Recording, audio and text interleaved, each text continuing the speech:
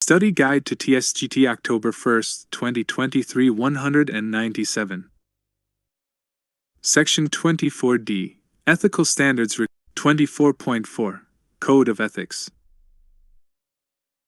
As a member of the USAF, you must practice the highest standards of conduct and integrity, not only in your job, but also in your relationships, personal financial dealings, and interactions with the civilian community.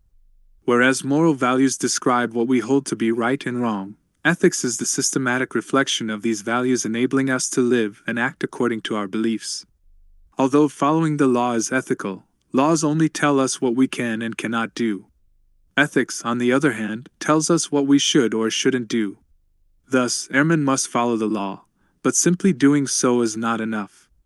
Airmen must also develop a code of ethics such that your behavior and motives do not create even the appearance of impropriety, while providing a larger standard to live up to. Your commitment to integrity and excellence will lead the way for others to follow. Nonetheless, personal values, such as happiness or stability, while almost always present, must not take precedence over USAF's ethical values. The key is to align ethical values with personal values and enhance the commitment we have made to the dedicated service of our nation. Our ethical code is prescribed in our core values, our oaths, the Airman's Creed, USAF instructions, professions of arms, and the Uniform Code of Military Justice. When faced with decisions related to mission, personal life, or the interest of peers, the choice can always be made with consideration for our ethical code. Principles and guidelines. Embedded in our code of ethics, and driven by our competence and character, are key guidelines that help clarify acceptable and unacceptable behavior, but also aspirational values about who we want to be. Principles and ethical guidelines can be used to help identify what right looks like and continue to fortify our USAF culture.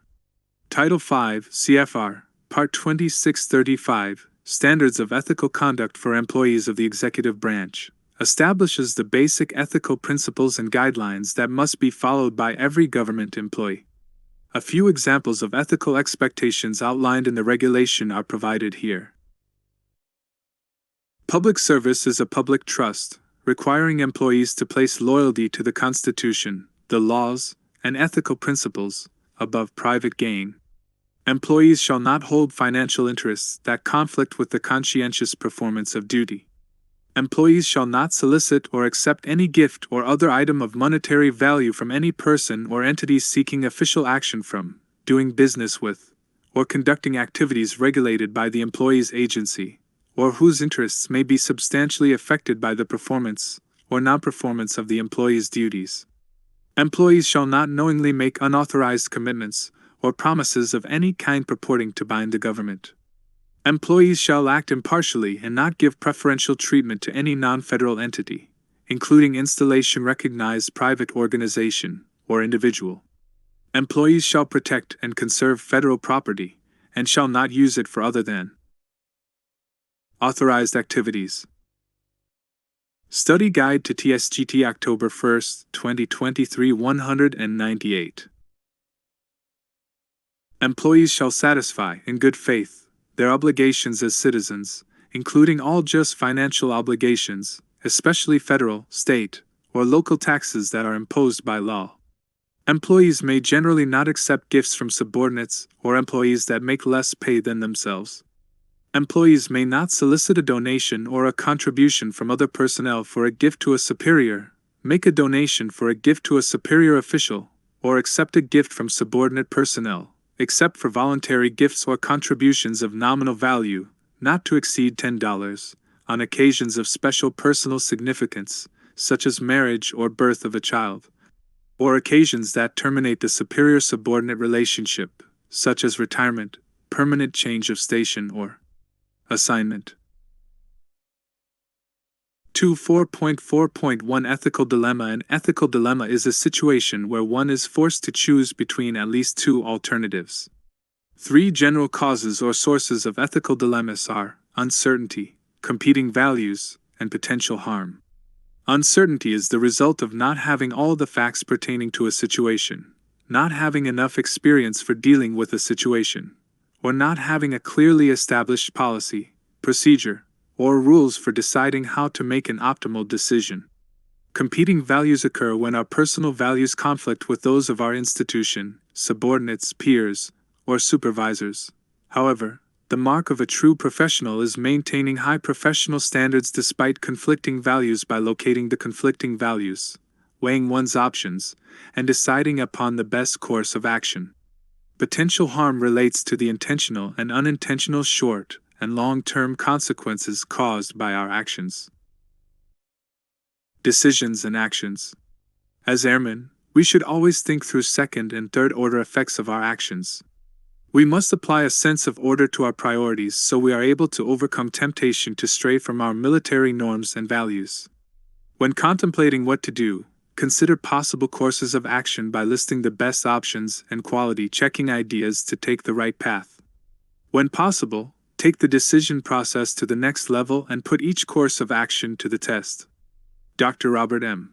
Hicks, former Deputy Director of the Civil Air Patrol, Chaplain Services, identified 3 tests we can use to check the morality of our actions and decisions. The network test. The network test consists of asking yourself, how would this decision look if it was aired on the news? If your actions were broadcast on the evening news, would you be proud of your actions or ashamed? Would your actions bring credit to yourself and the USAF, or would they discredit yourself or those we owe? If you find yourself leaning toward a negative response to these questions, then your decision doesn't pass the network test. The United States of America test. The United States of America test focuses on asking yourself, is this decision good for the United States? Is this decision good for the USAF? Is this decision good for my unit US? Is this decision good for me? If you take this course of action, are you properly ordering your priorities?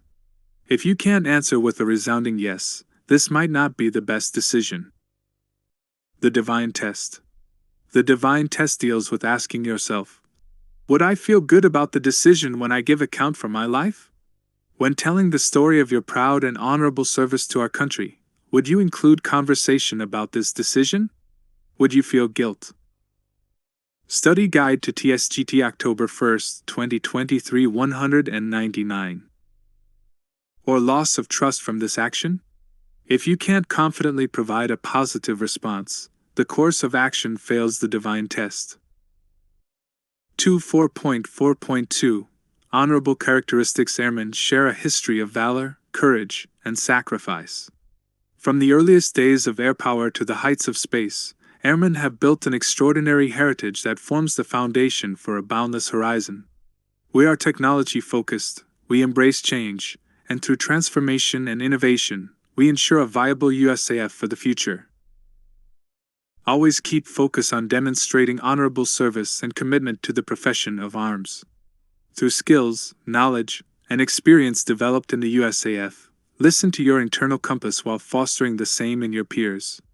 Remind yourself and your peers of the reason you do what you do.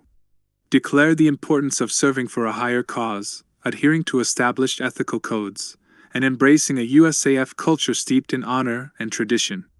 Rely on what you know is true and what is right. Be the airman who makes decisions and leads in a way you can be proud of. Airmen firmly grounded in the core values react to combat stresses, operational deployment pressures, and daily home station demands with valor, courage, and sacrifice. While many acts of valor, courage, or sacrifice go unseen, they should be recognized not only as part of USAF culture, but also to illustrate that any airman may be called upon at any time to perform above and beyond in the profession of arms. Valor. Valor is the ability to face danger or hardship in a determined and resolute manner. Valor is commonly and rightly recognized as bravery, fearlessness, fortitude, gallantry, heart, and nerve. When acting with valor, one expresses the willingness to step outside the comfort zone to deal with unexpected situations. Such situations can happen almost anywhere. In addition to demonstrating valor on the battlefield, an airman can exhibit valor when presented with unusual circumstances in the daily routine of life. Courage. Courage is about the ability to face fear, danger, or adversity. Three types of courage are critical in the profession of arms: personal, physical, and moral. Personal courage is about doing what's right even when risking one's career. Physical courage is the ability to overcome fears of bodily harm to get the job done, or willingness to risk harm to yourself for someone else's sake in battle or the course of everyday life. Finally, moral courage is the ability to stand by the core values when moral courage may not be the popular thing to do. Integrity breeds courage when and where the behavior is most needed. More often than not, courage is manifested as an act of bravery on the battlefield when airmen face the challenges present in combat. Sacrifice. Sacrifice involves a willingness to give your time, comfort, or life to meet others' needs. Personal sacrifice occurs on many levels, but is commonly evident in the heroic actions of airmen in combat. Day-to-day deployed garrison activities also present opportunities to put others' needs before individual wants. Call to duty. Airmen are wingmen, leaders, and warriors with backgrounds and skills as diverse as our nation. When America's sons and daughters commit to service, the USAF takes on the charge to develop them into airmen. The USAF culture is one that embraces diversity and fiercely. Study Guide to Tsgt October 1, 2023 200. Protects its foundational attributes. Over the next 30 years, the USAF's ability to continue to adapt and respond faster than our potential adversaries will depend on the flexibility and adaptability of our current and next-generation airmen. We will recruit, develop, and retain exceptional airmen through strategies and programs designed to develop and care for our total force, strengthen the USAF culture, and leverage development opportunities that employ creative concepts across the force. When faced with the call to duty, we must remember that we are airmen. As airmen, we understand the price that is paid for freedom and the sacrifices that come from willing service to our country. We understand the meaning of belonging to the profession of arms. 24.5. The Airman's Creed. The Airman's Creed was presented to the USAF in 2007 by General T. Michael Mosley, 18th Air Force Chief of Staff. General Mosley introduced the creed as an aspect of one of his top priorities to reinvigorate the total force. The intent of the creed was to enhance the building of a warrior ethos among airmen and establish a coherent bond between the members of the USAF. Study Guide to Tsgt October 1, 2023 201. The Airman's Creed. I am an American airman. I am a warrior. I have answered my nation's call. I am an American airman. My mission is to fly, fight, and win. I am faithful to a proud heritage, a tradition of honor, and a legacy of valor. I am an American airman. Guardian of freedom and justice, my nation's sword and shield, its sentry and avenger. I defend my country with my life. I am an American airman. Wingman, leader, warrior.